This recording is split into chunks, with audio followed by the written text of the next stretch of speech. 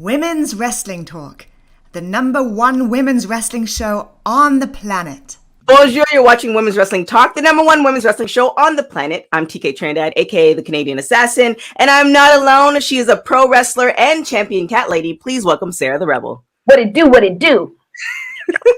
And today we have an amazing show. We're going to do Rapid Hot Tag, Star of the Week, have a little bit of discussion, but you know, it's all about our guest. She is absolutely amazing. She recently signed to AEW and is a badass all around. Please welcome legit Leyla Hirsch. Hi guys, hey. How are you? Good. How are you doing? Good. Yeah, good. Just tired, but you know, I'm good. Yeah, we're all here. So let's get into it. You just got signed to AEW, but you were doing a couple of you were doing matches before you got signed. So kind of walk us through, like, you know, did they call you? Were you there and they're like, hey, by the way, you're part of the team now. So how did it all happen? So somebody in AEW was like believed in me a lot. And before I went to Japan, you know, he like had to ask me questions and all that. So I knew like there might be a chance, you know, that I would get there. But, you know, I was heading to Japan, did my stuff in Japan. Then I came back, and then obviously like the whole pandemic hit. So I was just like, all right, it's probably not going to happen now, which is okay. And then it was, I think, right before the collective, I got the message, and he was like, you know, send me your address and all that. So I did, and I was like, he told me you should be hearing from Christopher Daniels. And I was like, okay, cool. You know, like, I don't believe it until I see it, you know? Right. And then I'm just like, look at my email over and over again. And then I see Christopher Daniels' name. And I was like, oh, all right. So it is official. So I knew I would get there. I just didn't know when. Mm-hmm. So it was right before the collective. It was confirmed that I was gonna do AEW Dark. So that's how it kind of happened. Yeah. That's amazing. So like you've had quite a few like really great opponents on AEW. Now that you're part of the roster, is there anybody that you have your eye on? Everybody.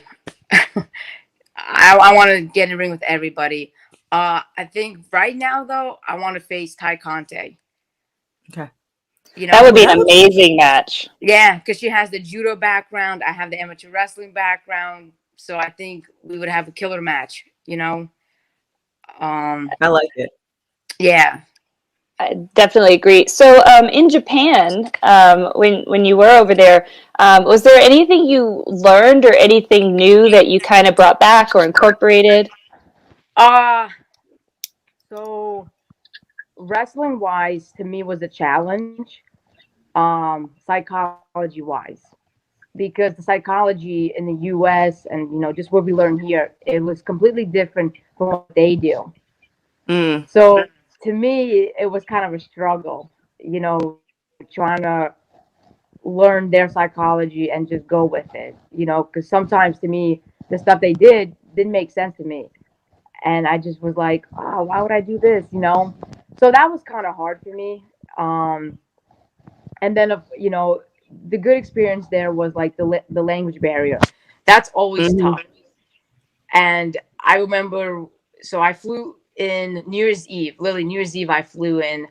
And then the next day, we had a show. And it was a triple threat match. And I remember, like, I was actually really nervous. Usually I'm good.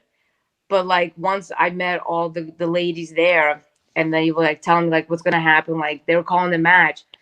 And I'm just, like, I was terrified. Because I was like, oh, my God. Like, I hope I can, like, understand what they're doing. And, like, it was a lot. It was, like, overwhelming. Wait, a triple threat match is already always a really complicated match to call. And you had to do it with in another language? And like, oh, my God. Another language. And we were also, like, we were on first. And I just remember, like, just trying to tell myself, like, all right, just breathe. Like, you can do this, you know? So it was a really good experience, and like the culture, like Japan is beautiful, you Mm-hmm. know.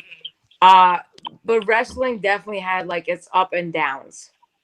You know, it was definitely like it's been my dream since like day one, like since I discovered professional wrestling. You know, people always talked about if you go to Japan, like that's an incredible honor, and it was. You know, um, so it was definitely tough, but definitely an experience I will never forget. You know, like very fortunate that I got to experience that. That sounds amazing. Like maybe like both you and Sarah can answer this question. So you're wrestling is somebody where there is a language barrier. How do you communicate? Is it more like, okay, you both are good at what you do, so it happens, or what happens in a situation like that? Sarah, do you want to go or? So the time it's happened to me, they would just kind of demonstrate and say a word that sounded very similar to the, suplex is pretty easy to understand in Japanese and in Spanish. But the real fear for me is I was trained like you can call stuff on the fly, and I didn't feel comfortable with that in another language. So what were your thoughts on it? Yeah, I couldn't do that. Too terrifying. Yeah. But for me, so just like what Sarah said, in a way, like they'll just demonstrate it, like with the hands and all that. But I also got lucky because like I got put in Tokyo Cyber Squad in Stardom, and I also had Hannah. Mm. Spoke the most English. So a lot of times, like I would be tagging with her, and then if the girls would call something, and I'd be like, "Hey, Hannah, like, what did they say?" So she would be able to translate it to me pretty good. So I was very lucky that I had her. And then again, in times where I wasn't with her, um, you just had to like act it out, like, oh, you know what I mean, like go through it with emotions. And then sometimes I would just hope they would get it, you know. If not, Wow. you know. Oh, It's lucky for Japan to English because Japanese wrestling was based on what they saw in American wrestling. So almost all of the moves are called they know the American names. It's different okay. though when you're working with someone who's a luchador, for example. Lucha develops separately in a lot of ways. So those they have completely different way. Crossbody is a plancha and things like that. Right, right. Yeah. Ay, ay, ay. Better you guys than me. So you started off in the amateur wrestling, and obviously, you're doing professional wrestling now. I think of it like, back in the day where like, the Kurt Angle type thing, when he was doing it, amateur wrestling was, it seemed like there's a separation. Like amateur wrestlers felt this way about professional wrestling. Now, in today's age, when you're, what's the difference between the two? Or is there a lot of similarities, like when you're doing amateur wrestling and your goal was to become a professional wrestler? I think there's a lot of similarities to it because for me, I think if it wasn't for amateur wrestling, like my basics wouldn't be as good. So, like in amateur wrestling and professional wrestling, footwork is like everything, Mm. you know? So, because of amateur wrestling, when I stepped into professional wrestling, my footwork was there. I picked up things so, so easily. Like in amateur wrestling, we'd have to do a lot of rolls. And in amateur wrestling, that's one of the most important things is to know how to roll. You know what I mean? Mm. Because God forbid, like you take a bump or something, knowing how to like roll and take the bump helps. So to me, I think amateur wrestling is very similar to professional wrestling, and I think you just have to know how to combine those two together now, which I'm still learning. And I think like Kurt Angle did an amazing job with that. You know, um, but to me, it's very similar, and I would tell anybody to do amateur wrestling. Or Uh, jujitsu or whatever, just to learn that stuff. Definitely. When we did the New Japan camp, we did like every day there was a section where we would do amateur wrestling because they felt that the fundamentals were so important. So, real quick, I did just want to go back to Japan. So you said you got to work with Hannah. How are you doing? With her passing. Did you have any thoughts on her? What and getting to know her for that short time? Yeah, I couldn't believe it. I was in shock. Again, because so to me, I didn't know Hannah for that long, but the 3 months I spent in Japan, she was to me like She was the most outgoing person. She was the first person that made me feel comfortable in Japan, like more welcoming, you know. And she seemed like a great, happy person, even in training, so outgoing. Um, so yeah, when I found out like the news, I was in disbelief. Like the first person I called was Sumi Sakai, you know, Mm, because I knew Sumi was super close with her, and she's just close with all the Japan people. Yeah, it hit me hard because I was very fortunate that I got to spend 3 months with being in Tokyo Cyber Squad. Um, so it was hard. And also like just like knowing she was like only 23 years old. mm-hmm. You know, I just you know, um, yeah, it's and I can't even imagine like what all the girls were going through, like the people that were in Stardom, you know. Um, Yeah. yeah, yeah. I still can't believe. To be honest, it's still kind of hard. Uh, and it's also crazy because like the one time I had to cancel on you guys, I recently lost somebody Mm-hmm. to suicide. So it's heartbreaking, you know. Yeah. It's very sad. And for anyone listening, if you're ever considering it, please call a hotline, tell somebody, let them know, because you can hear the emotion in our voices. People Hmm. care. People you don't even think would care if you were gone. We do care. So, Yeah, please talk to somebody, call the hotline if you need it.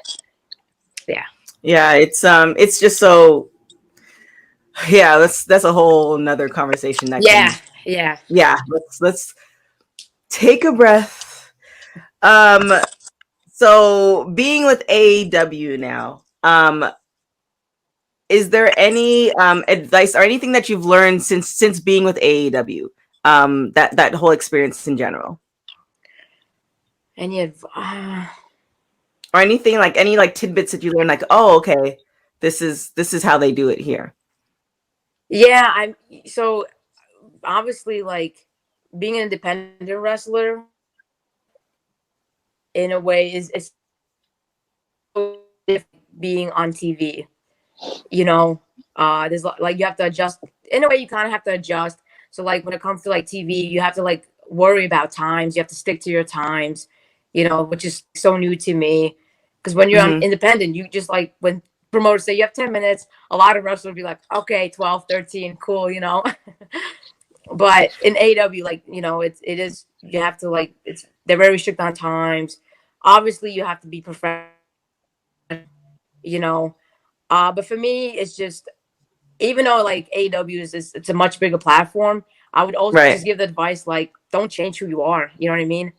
Just continue to be yourself. Um, Always just be respectful. Um, so Yeah, that's I don't. yeah, Yeah, to just piggyback on that. for me, it's just I just have to just keep reminding myself just to be myself. Don't change. Go ahead. What? Yeah, that's Good. that's that's it's to piggyback on that. With some other promotions, it feels like you would go to another promotion and they would want to change.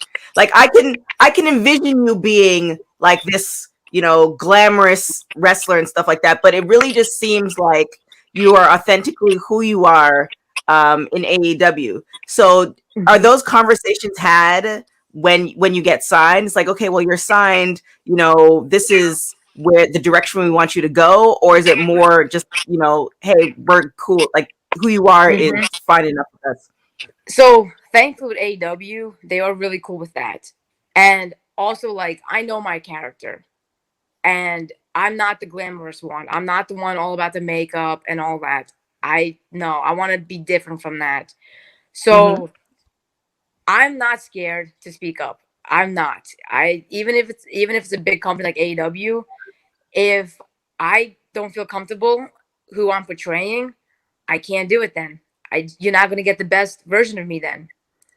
So thankfully, like when I came in, they knew my character, they knew my style, and I think they wanted that too. They wanted different people, and so I know like being an AW, I'm very different from a lot of the girls. I'm all about kicking ass, just getting in that ring, not worrying about my hair, the makeup. Right. The way I look is the way I look. You know. I love it. I can envision you really just like essentially just beating ass, taking names, and like just not. I mean, I think we could. I think it's our show, so I know we can swear, but you know, not giving a f about it. Just kind of go. I was like, can we swear on this show? It's like you should be able to. Anyways. you had to ask higher up TK. You were like, I know, right? So she's kind of like, hey, like I could definitely, and that's the great thing about so many different promotions and having so many options, that as a woman, and you know, just seeing different options, seeing so much diversity, it's just absolutely amazing. So let's go to like your 14-year-old self. You saw WWE when you're 14 years old and you knew that you wanted to become a professional wrestler. Now that you are one, is this all that you envisioned? Or, you know, you get to some point, you get to that dream and you're like, some of this is some BS. Like, this is what I wanted, but I didn't want all this. So what the dream versus the reality now, is it what you wanted? I mean, so when you say there's a lot of BS, there is a lot of BS. But no, so it's crazy. Like before I discovered professional wrestling, I thought I was going to be a soccer player. I have played soccer like pretty much my whole life ever since I came here. But then no, like once I saw it on TV, I was like, nope, this is it. This is all I want to do. And so everything going forward, like it was just focused on professional wrestling. And then once I stepped in the ring, like, and then once I've, had like some experiences, it is tough at times, especially like when you do see the BS and you do see how people treat other people sometimes.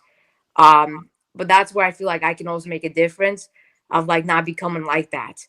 Even though like we've made it, like even though I've made it to AEW, I still have so much work to do. But again, the big thing is like not changing who I am. Just remembering where I came from, who are the people that helped me get here. You don't get here alone, and I didn't. Yeah. So I'm always going to be thankful for the people that have helped me. And I'm also going to make sure the people that come into AEW to treat them right, to make them comfortable, That's beautiful. I wish more veterans, especially women vets. I think because there are less of us, there's jerks who are guy vets and there are great guy vets, but because there are less women, I feel like you get a much smaller pool, and there are so many women veterans who are not using their time to uplift us and to help us like they were helped. And so it really makes you appreciate the ones who are so generous with their time and their advice and everything. So I hope you do stick to that and you help other girls, the way they help you. That's awesome.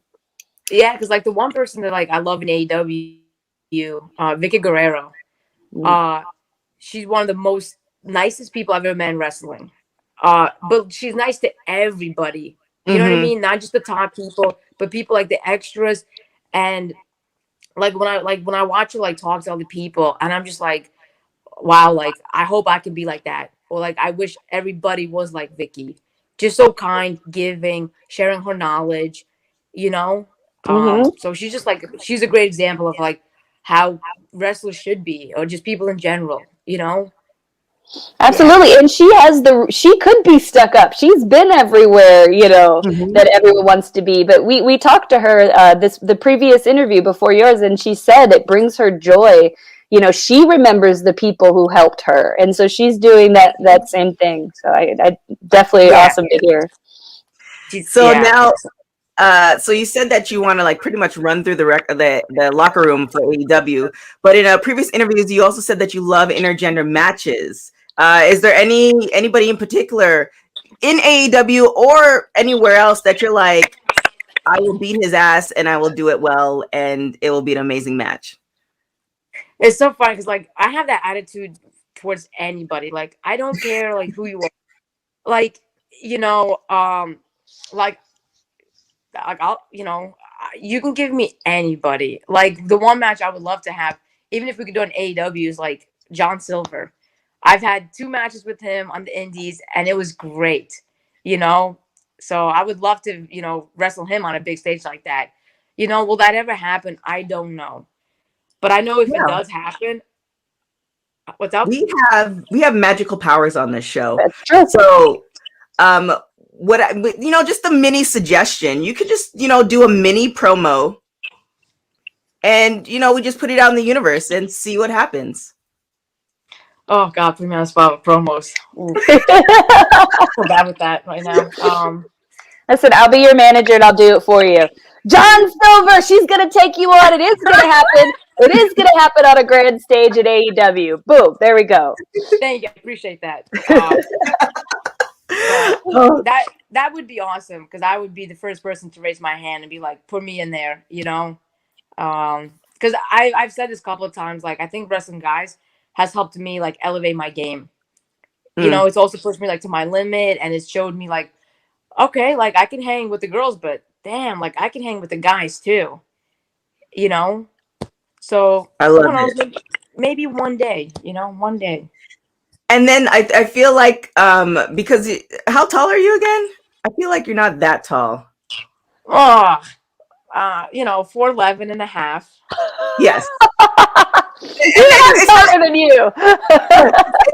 It's not a shot. Like, the reason I asked that, because I just want to confirm, because TV, you could be all types of, like, the reason I asked that is because, like, you were so amazing in the matches that I see on TV, and for the height difference, like, you're kicking ass. So just seeing you at 4'11" and then some guy at 5'11" or 6 feet, like that, and then you actually like beating them so legitimately, not like, how sometimes they have these intergender matches and you're like, okay, well, this is they're playing, this is great. But for you, I legitimately could see it. Like, if you weren't professionally wrestling, you could kick their ass on the street and I would buy into it.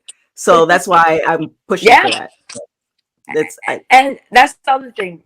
And that's just the other thing. It's like, with my height, like, yeah, I've accepted it. I'm short, but I, again, like, my mindset is that I'll kick anybody's ass. And that's the other thing. It's just believability. Everything I do, especially in that ring, I want people to believe it. Yeah, I'm for it. Just, yeah. So, last question before we get out of here. You are the suplex queen in the ring. What made you choose that move to showcase your power? So for me, one is like, it's very devastating, and also given my size, I feel like I can hit it with anybody. And again, just coming from the amateur wrestling background, that's just a given. Like, suplexes were always involved. Yeah. So to me, once I like lock my hands, I just know like I can hit the suplex on anybody, anywhere. That's just like the one move I'm confident with. Like, I know once I put it in, like, you're done. Like, you're gonna go flying. Oh my gosh, I love it. I can't wait to see like more of you doing amazing stuff in AEW. But before we get out of here, we're gonna do rapid hot tags. Women's wrestling talk. Rapid hot tags. So Rapid Hot Tags is brought to you by Goalie Nutrition, the world's first apple cider vinegar gummy. Use the code TKTrinidad5 to get your discount today. So the questions are, I'm going to ask you a question. You're going to say the first thing that comes to your mind. So the first question is, do you prefer working out at home or at the gym? Oh, oof.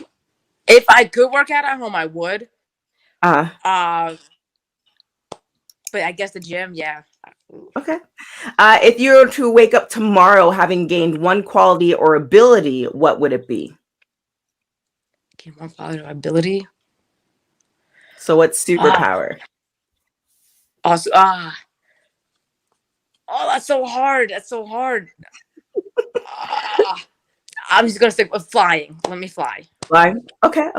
If you're stuck on an island and can only bring one album, what album would it be? I'm gonna say Queens. Okay, I'll take it.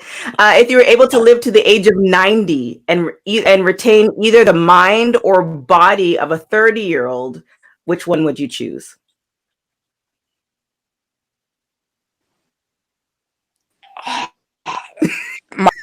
Is that no? You can choose. It's your choice.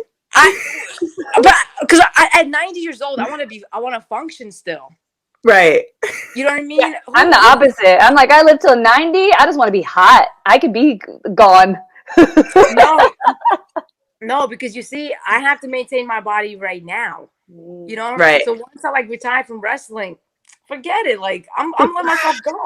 I want to enjoy. That is a good point.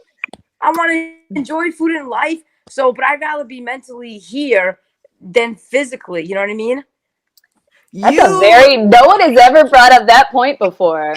I know, because Sarah and I both would say body, but what you just said, because I mean, working out is it's a necessary evil, and I feel like you have to like it. But if you work out and you just don't have to care anymore, like you might have actually swayed me. I might have to pick mine from now on. Like I don't spend hours working out. Like I think I might roll with that. Yeah.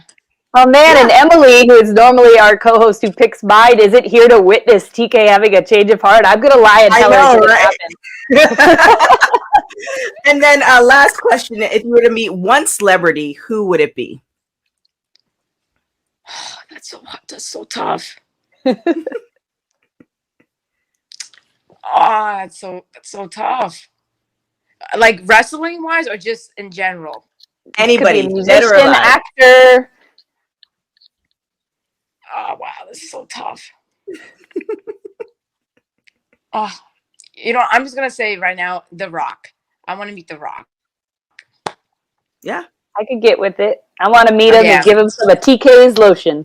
Center in, The Rock. The sexual harassment continues on the show. Thank you so much, Leyla, for joining us on the show. Please tell us where. Well, I mean, if you're not following her by now, you need to. Y'all been missing out. I honestly, like I said before, I love the fact that you're just authentically you. Because some people you see and you're like, is this a character or is this like? I just love that it's just you and you're a badass, and I'm all for female badasses. So kudos, and I'm looking forward to seeing you more and doing amazing things. But where can everybody find you? You guys can find me on Instagram, legit Leyla Hirsch, and then Twitter the same thing, legit Leyla Hirsch. So, and you are definitely legit. Again, thank you so much for coming on. We look forward to seeing amazing things, just you kicking ass, taking names, and both male and female locker rooms. I'm just putting in the universe for you. Thank you guys so much for having me. This was a lot of fun. Thanks. All right. So that's the end of the interview. So we'll send all the social media and all that good stuff, tag you, and then it's gonna go up next Tuesday. Awesome. Thank you guys. You guys were blessed. Well, she was amazing. I know. I like when people see, like you were saying, when someone seems like they're a certain way and then they actually are that way. It's always like really, really nice. And we had actually been trying to get her for a while. And so the fact that she didn't just blow us off when, that's what plenty of people would have done at that point, but that she kept trying means that she's a really awesome person. Yeah, I mean, yes, trust me, there has been those situations too. Not that many, thankfully. But yeah, I definitely, appreciate for anybody who comes on the show or people are watching people come on the show. It does take a lot of time on both sides. So I definitely appreciate when people come on and we respect each other's time and, we just have a good time. Speaking of good time, my question is, when did you first fall in love with wrestling, Sarah? So I remember the exact moment. So I knew about wrestling before. I knew about Hulk Hogan and everything because when we were little kids, they'd make me play Miss Elizabeth and I'd be like hanging out waiting for the winner. Yeah, it was weird. I won't get all into it, but it was definitely some stuff that should not have been happening for a 5-year-old. Anyway, but I was going through channels and I loved Xena growing up. Big surprise for anyone who knows me. And I see a girl in fake leather. So I assume, in Amazon, this must be Xena. Like one of the Amazons for Xena, it was China. And the camera pulls back and she's standing in a ring. And I was like, who is this? Because to my knowledge, wrestling had been guys. And it was like, okay, they were cool. But like women wrestling, mine was blown. And so I started watching then. And that was the time where we had we had China, we had Luna Vachon, we had Miss Jacqueline. So it was this time where there were all these women to love, and they only got a few minutes. So I'd like frantically be waiting for their time to get on. And, I fell so deeply in love with it. I created a character for myself. She was Queen Bee. She was Bumblebee themed, and she was a rapper. All right. The excitement, I can tell. I could really feel the love, the moment you fell in love with wrestling. But for me, it was because it's been in and out of my life. Like every Sundays, because I don't want to just put this on Black people, but we couldn't afford pay-per-view, so right. I never watched a pay-per-view. Yeah, I never watched a pay-per-view until like now. But we used to watch wrestling every Sunday, eat popcorn, and like just fall asleep. Like that was our Sundays, my brother, myself, and my dad.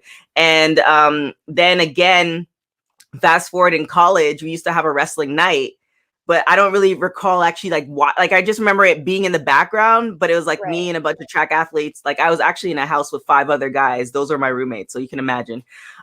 So that we had like a wrestling night, but I genuinely fell in love with wrestling and truly appreciated wrestling when I think I had told this story on X-Pop. So Austin Creed and I, or Xavier Woods, I met him when I was doing TV in Toronto, and we stayed friends this whole time. He was with TNT at the time, had no idea he signed to WWE, none of that. And then one day he happened to be in LA. He hit me up, we hung out, and he's like, yeah, I'm with WWE now. I'm like, oh, that's cool. Like, okay. And then he gave me tickets to a show, and just seeing everybody, just seeing the movement in the ring, one, not killing yourself and killing other people, and then telling the story.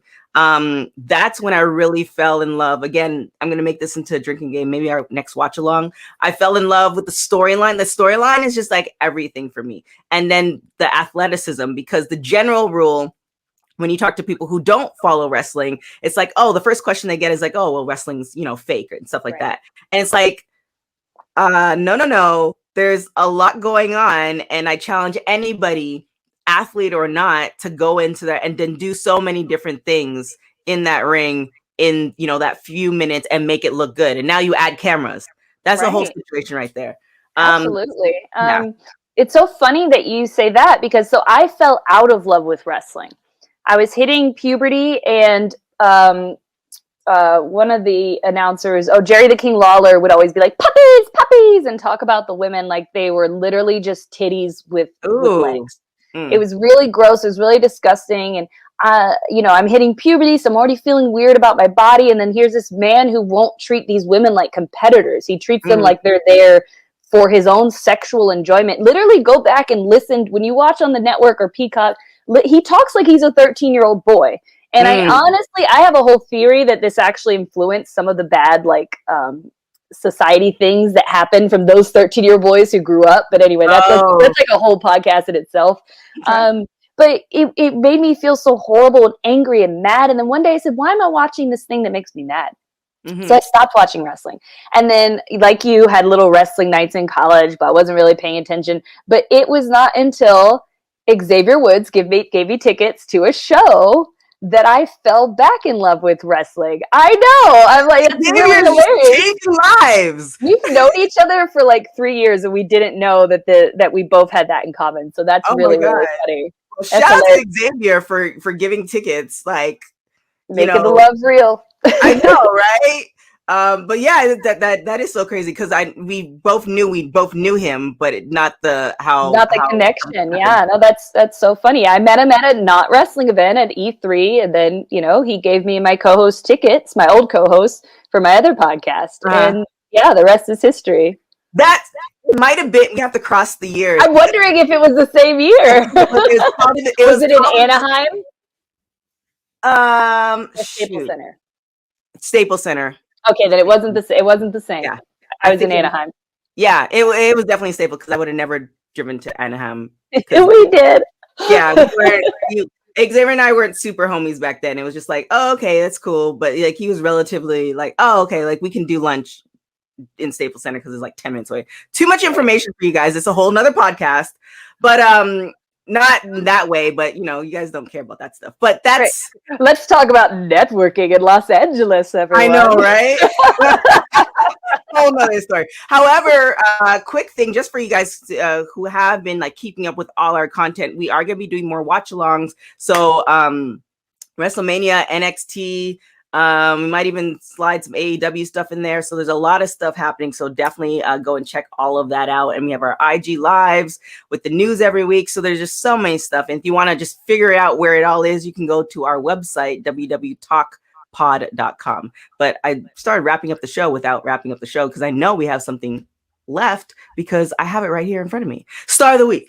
Sarah, who do we have? Women's Wrestling Talk. Star of the Week with Sarah the Rebel. Star of the Week is brought to you by Label My Keys. Use code WWTalk for 50% off all orders. Today's Star of the Week is Killer Kelly. The Portuguese wrestler made her debut in 2016 and has worked for several European promotions, including Wrestling Portugal, Pro Wrestling Eve, and WXW, where she's a one-time women's champion. She made her WWE debut in 2018 in the UK Championship Tournament, and she also competed in the 2018 Mae Young Classic.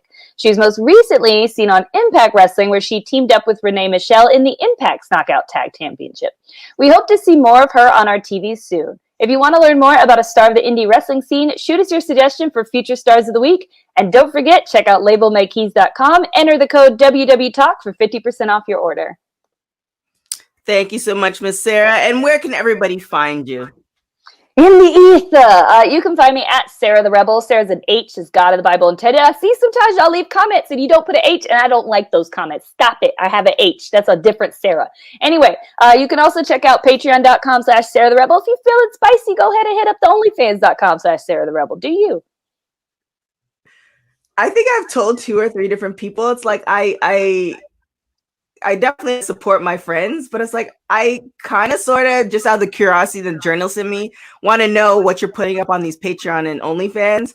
But then also, and then also the knowing you and the possibilities. It's like I don't know if I want to, because I often see stuff that Sarah puts on Instagram, and not like it's bad or anything. I just screenshot. I'm like, what is this? Like, she's got a folder on her phone of me. Just my screenshots. Yeah. So I'm just kind of like, I don't know if I want to, because then we'll just end up having an episode where I'm tossing in. Then you'll lose the OnlyFans because I'm telling them about what I saw on your Only. So I don't know if it's going to be beneficial for the both of us. But yes, definitely go into long story short, you definitely go and support Sarah on OnlyFans and Patreon. Follow her on all social media. Follow us on all social media as well. WWTalkPod on Twitter, Instagram, all that good stuff. And then you can follow me on everything at TK Trinidad, on everything, IG, all that good stuff. Other than that, thank you guys for tuning in. Make sure you leave those comments down below. We really, really appreciate it. We read them sometimes, but we do get to them eventually. We appreciate it. Until next time. Ciao, guys.